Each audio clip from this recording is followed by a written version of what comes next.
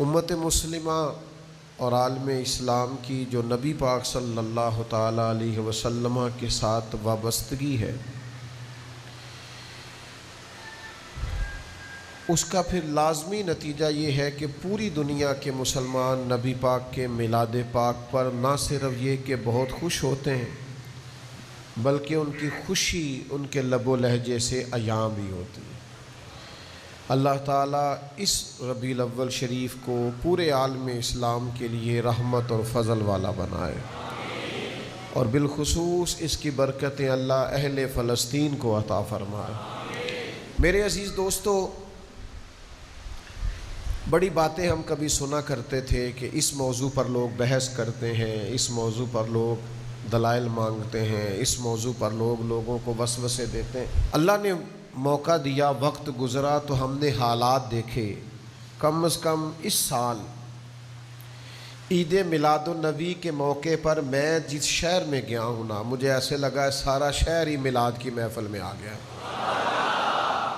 اب تو حالات نے بتا دیا ہے کہ میلاد شریف سے لوگوں کی دلچسپیاں کس طرح کی، یعنی مطلب چند ایک شہروں میں تو ایسا ہوا کہ روڈ تک بند ہو گئے۔ بڑے شوق سے سن رہا تھا زمانہ، ہم ہی سو گئے داستاں کہتے کہتے۔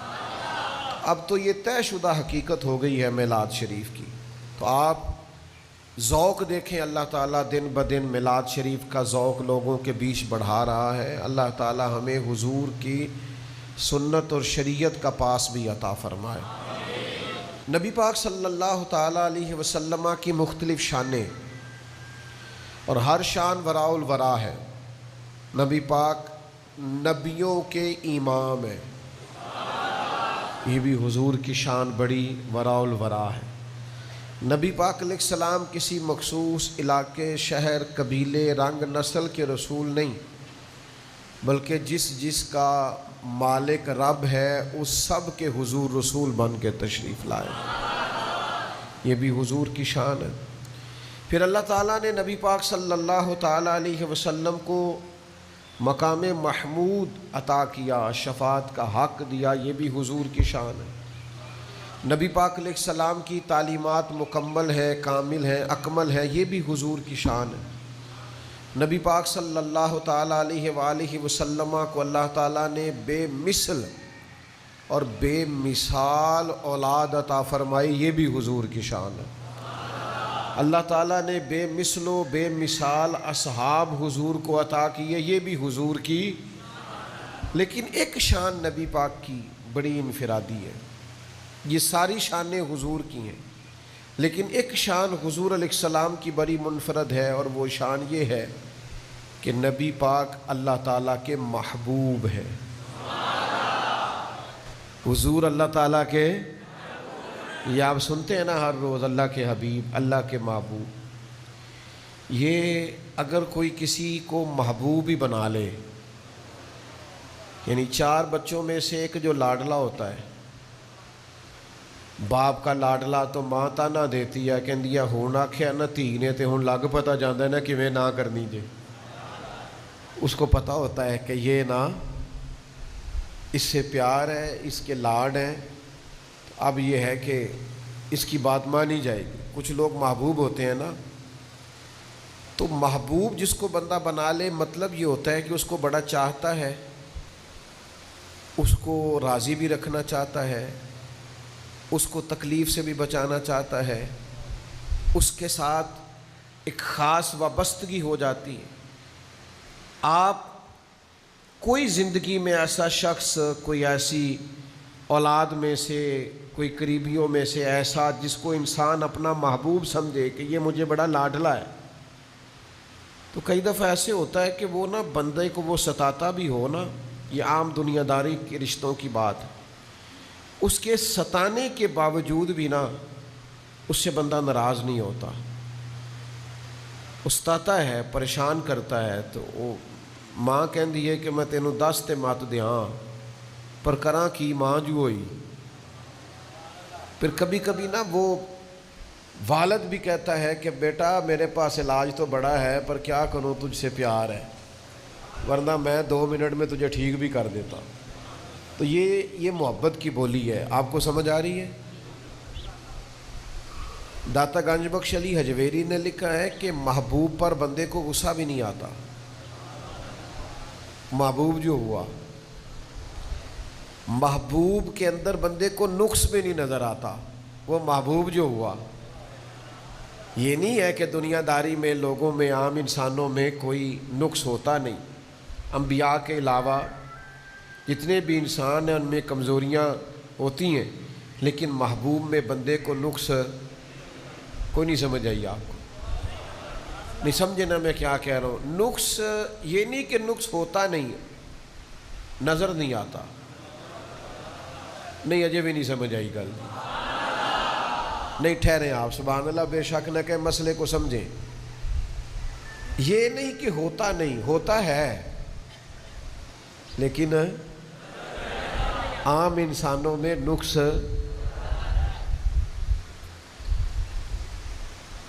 تسی پیار والے ہو نا، تسی گل تے اعتراض نہیں کیتا، ورنہ بڑا بڑا اعتراض بنتا ہے کہ ہے بھی تے نظر نہیں آ رہا. یعنی گلاس میں پانی ہے اور نظر، عجیب بات ہے نا. تسی آکھو گے جی آ رہا ہے، سانوں نظر آ رہا ہے، تک ہلدا جلدا پیا، وزن تو محسوس ہو رہا ہے.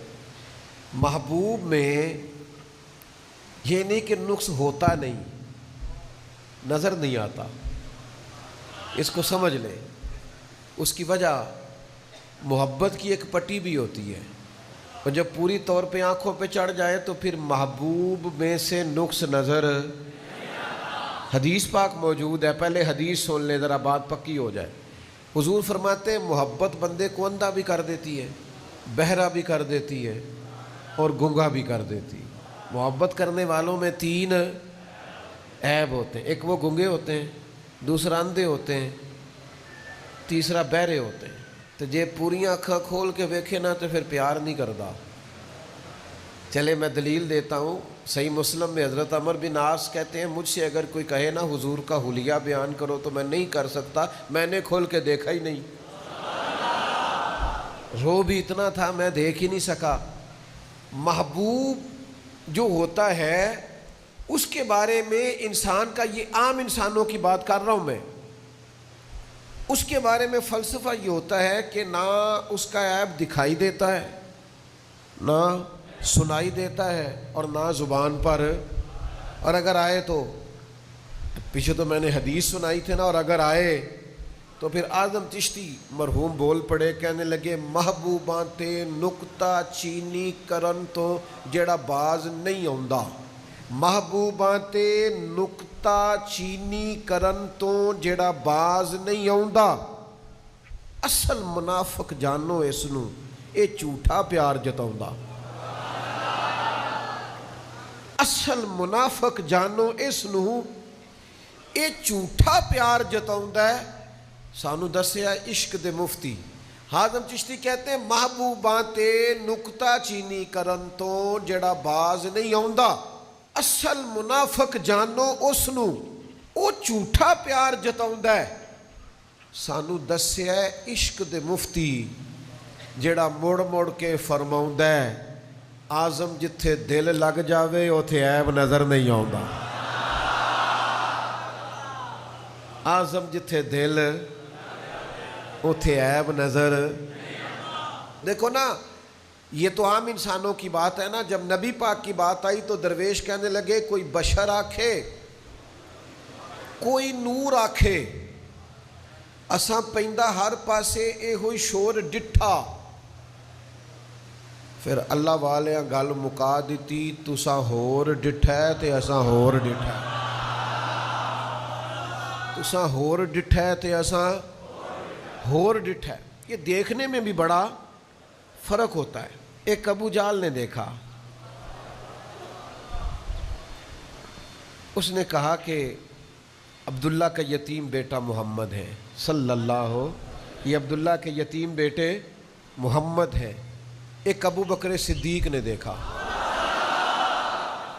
حضور نے فرمایا ابو بکر کوئی خواہش بتائیں، تو فرمایا سونے ایک ہی ہے، ذرا کبھی آپ بیٹھے رہیں اور میں دیکھتا رہوں نا. حضور ایک ہی ہے. ایک دیکھا ام جمیل نے، ابو جال کی بیوی نے. اس نے جناب عبداللہ کے یتیم بیٹے کو دیکھا، ایک دیکھا حضور کی والدہ سیدہ آمنہ نے۔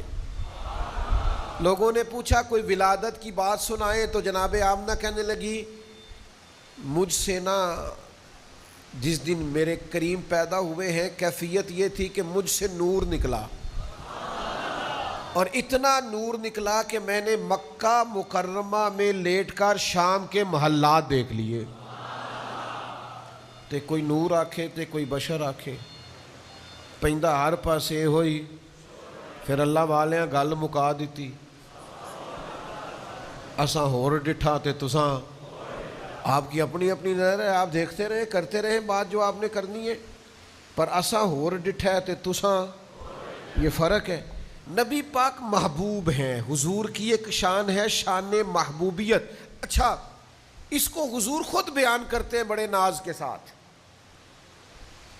بڑے ناز کے ساتھ۔ صحابہ بیٹھے تھے، ایک محفل جمی ہوئی تھی، تو صحابی ایک نے کہا کہ حضرت عیسیٰ روح اللہ ہیں، دوسرے فرمانے لگے جناب ابراہیم خلیل اللہ ہیں، تیسرے فرمانے لگے حضرت موسیٰ کلیم اللہ ہیں۔ صحابہ آپس گفتگو کر رہے تھے، اچانک حضور تشریف لائے۔ ہمارے نا شاعری میں ایک جملہ بولا جاتا ہے فی البدی، یعنی فوراً ایک جملہ کہنا۔ کریم فرمانے لگے تم نے کہا جناب عیسیٰ روح اللہ ہیں، بالکل ٹھیک ہے، موسیٰ کلیم اللہ ہے، بالکل ٹھیک، جناب ابراہیم علیہ السلام خلیل اللہ ہے، بات، لیکن فرمایا اعلیٰ و انا حبیب اللہ۔ فرمایا ذرا میری شان بھی دیکھو، میں اللہ کا حبیب ہوں، میں محبوب ہوں رب کا۔ نبی پاک کی شان محبوبیت، یہ سیاستہ میں حدیث ہے۔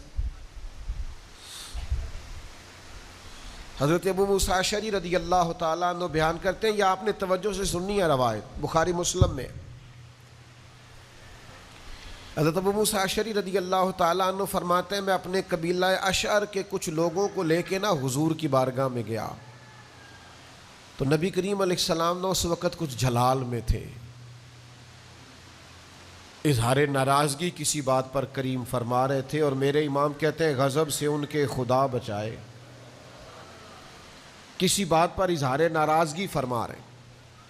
حضرت ابو موسیٰ اشعری رضی اللہ تعالیٰ عنہ فرماتے ہیں کہ میں حاضر بارگاہ ہوا اور میں نے عرض کی، اور ہمارے قبیلے کے لوگوں نے عرض کی کہ حضور آپ صدقے کے اونٹ بانٹ رہے ہیں تو کچھ اونٹ ہمیں بھی دے دیں۔ تو چونکہ حضور اس وقت ناراض ہے تو محبوب نے فرمایا اللہ کی قسم تمہیں نہیں دوں گا۔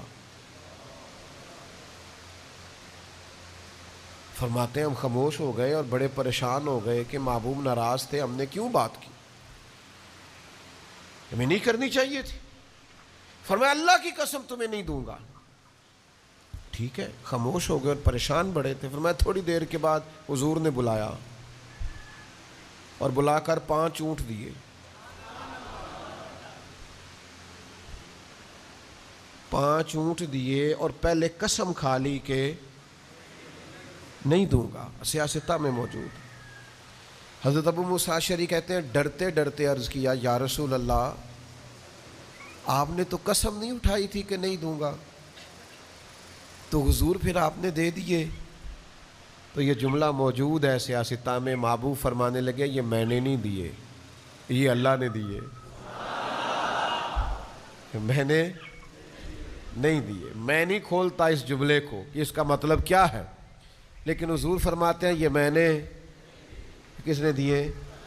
اللہ نے۔ ہاں ایک مسئلہ بعد میں حضور نے سمجھایا کہ اگر میں کبھی ایسی قسم اٹھا لوں اور پھر میں سمجھوں کہ نہیں بات اس طرح تھی تو میں قسم کا کفارہ دے دیتا ہوں، یہ مسئلہ بعد میں سمجھایا، لیکن پہلے کریم نے فرمایا میں نے نہیں دیے، یہ اللہ نے دیے۔ کیوں؟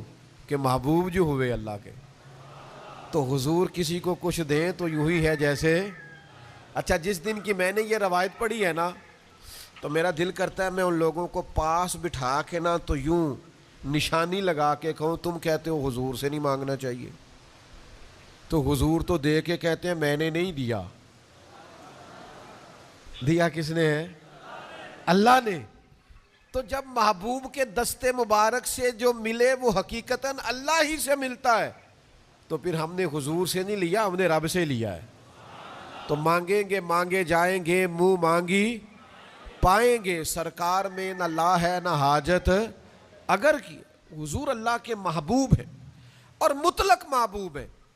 صحابہ دیکھتے تھے نا ماحول، تو پھر تھوڑے تھوڑے تبصرے کرتے تھے، جو قریب رہتے تھے نا وہ تھوڑے تھوڑے تبصرے کرتے تھے، اپنی جو ان کی چاہت ہوتی تھی، جو چیزیں وہ محسوس کرتے تھے اس پر وہ بعض اوقات خوبصورت جملوں کے ساتھ رائے دیتے تھے۔ ایک رائے سیدہ عائشہ صدیقہ نے دی، حضور کی بارگاہ میں عرض کرنے لگی یا رسول اللہ ایک بات نہ عرض کروں؟ کریم نے فرمایا کرو۔ تو سیدہ عرض کرنے لگی یا رسول اللہ میں دیکھتی ہوں آپ کا رب آپ کی مرضی پوری کرنے میں جلدی فرماتا ہے، آپ جو چاہتے ہیں رب اسے پورا کرنے میں، یعنی حضور ارادہ کرتے ادھر آیت آ جاتی، محبوب کسی کو نوازنا چاہتے اس کے لیے حکم الہی آ جاتا۔ نبی پاک اللہ کے محبوب ہیں، یہ حضور کی شان آپ نے یاد رکھنی۔ اور اس محبوبیت کا اصل اظہار کب ہوگا؟ قیامت والے دن، قیامت والے دن۔ اعلیٰ حضرت فاضل بریلوی فرماتے ہیں یہ قیامت میں پتہ چلے گا، قیامت میں۔ اور ایک درویش نے کہا تھا فقط اتنا سبب ہے انعقاد بزم محشر میں کہ ان کی شان محبوبی دکھائی جانے والی ہے، یعنی اعمال تل گئے ہیں، فیصلہ ہو گیا ہے، بندے کو فرشتے دوزخ میں لے جا رہے ہیں، پر حضور کی شان محبوبی ہے نا، حضور کہتے ہیں واپس چلو، چلو میرے سامنے تولو، تو یہ محبوب ہے نا۔ فرشتے واپس آ گئے، دوبارہ تولا تو محبوب نے جیب سے رکا نکال کے رکھا تو اس کے اعمال نیک بڑھ گئے۔ یا رسول اللہ یہ کیا ہے؟ فرمایا تو نے درود نہیں پڑھا تھا ایک دفعہ؟ تو یہ ان کی شان محبوبی دکھائی جانے والی، فقط اتنا سبب ہے۔ اسی لیے اعلیٰ حضرت نے مشورہ دیا ہے کہ آج لے ان کی پناہ، آج مدد مانگ ان سے، کل نہ مانیں گے قیامت میں اگر مان گیا۔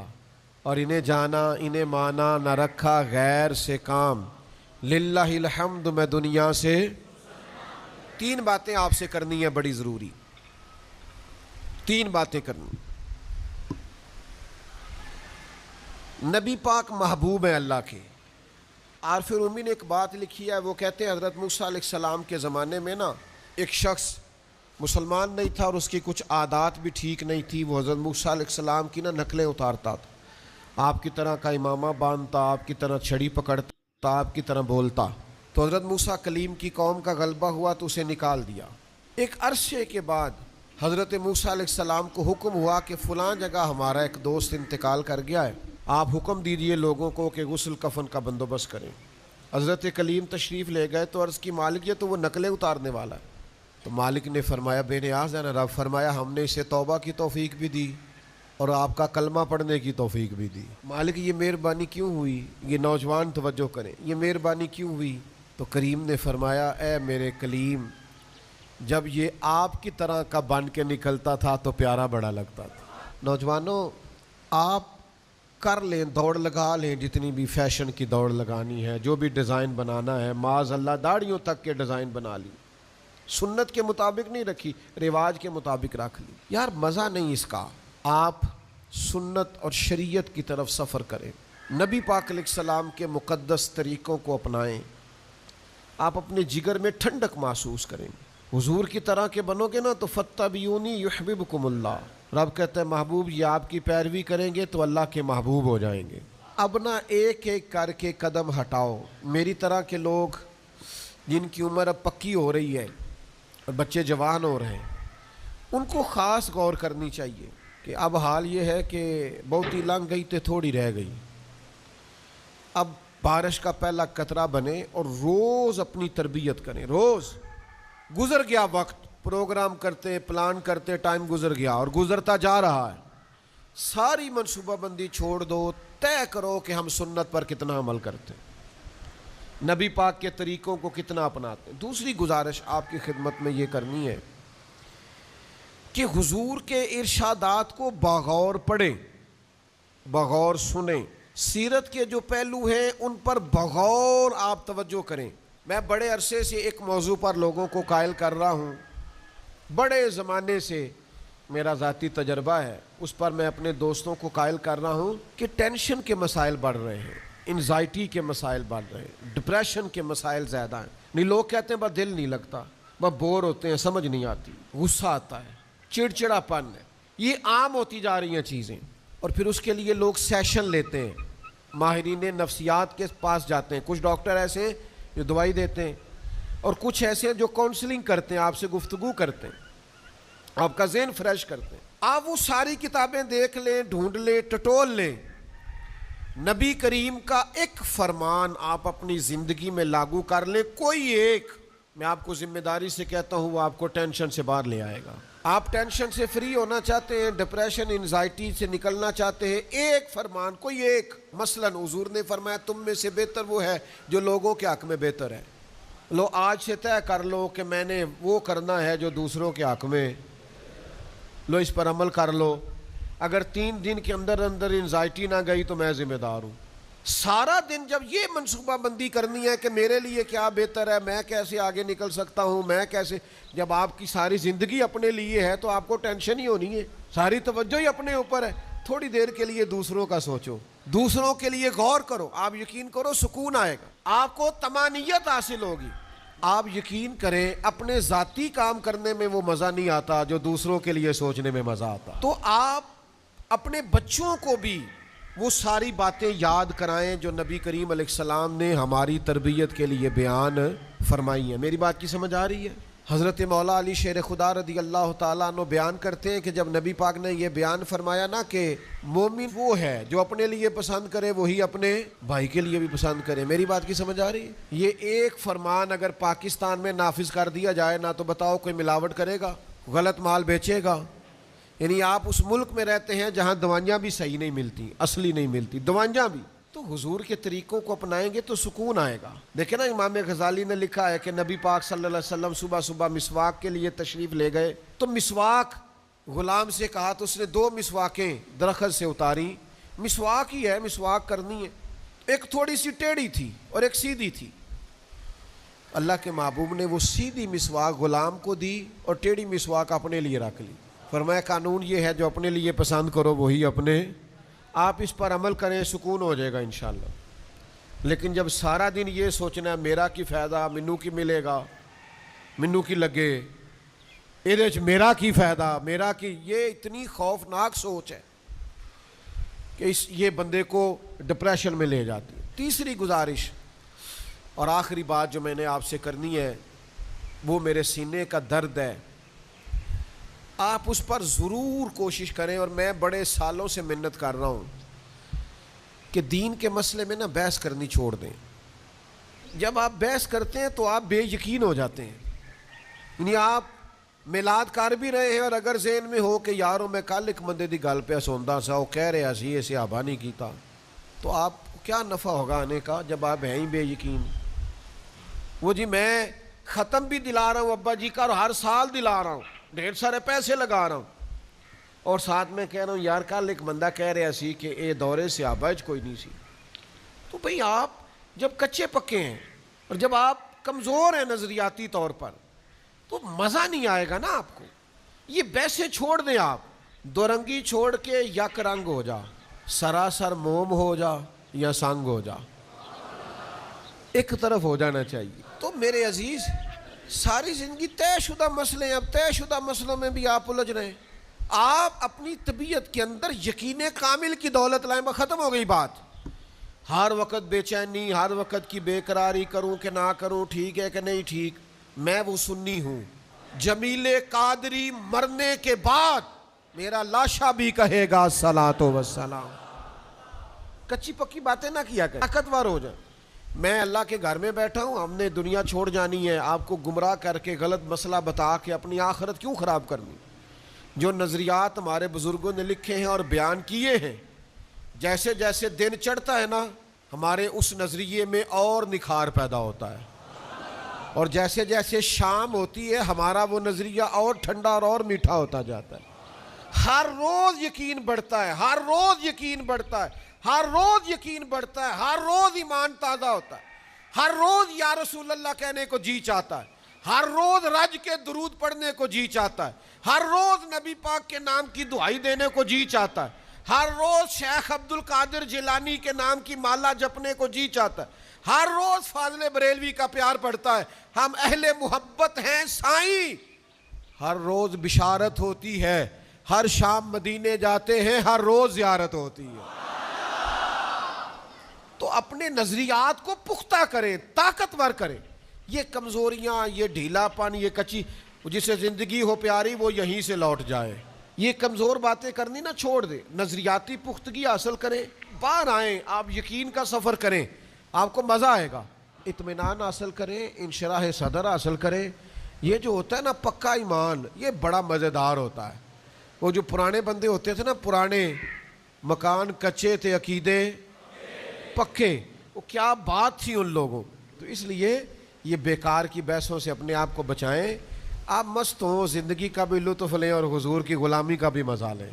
ذوق تازہ رکھیں، طبیعت کو تازہ رکھیں، اور شوق اور جناب لطف۔ میرے کلاس فیلو ہیں، میرے قدرتی بال ابھی سارے سفید نہیں ہوئے، ورنہ مجھ سے چھوٹے ہیں بڑے سارے، ان کے سارے سفید ہو گئے، ان کے بال سفید ہیں۔ بچے ظاہر ہے میرے بھی جوان ہیں، تو میرے ابا جی کے بھی بال دیر سے سفید ہوئے تھے، یہ بعض اوقات خاندانی مسئلہ بھی ہوتا ہے، میرے نہیں سفید ہوئے۔ پچھلے سال میرے میلاد کے نعرے دیکھ کے کہنے لگے کہ یار اسی تے بڈھے ہو گیا، تو تے اجے بھی جوان ہے۔ میں انہوں آکھیا تو کدے نال ہوندا نا جدوں اسی نعرے لا رہے تھا تے تو بھی جوان ہو